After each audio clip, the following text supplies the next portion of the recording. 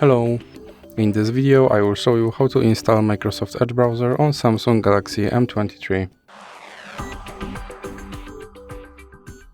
So you have to start by opening your Google Play Store, then click on search bar and type in Edge.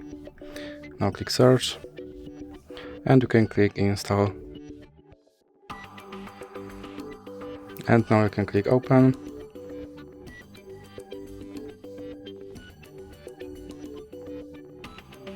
And here you can click skip introduction. Now you can set this browser as a default browser, or you can click not now. Here you can customize your homepage, or you can click not now. And now you can sign in to sync your data, or you can click not now. And you have to confirm your data and privacy settings. And here you can try out Copilot, or you can just click start browsing. And as you can see, now my Microsoft Edge is installed and is ready to use. So that's it for this video. If you liked it, please remember to leave a like and subscribe.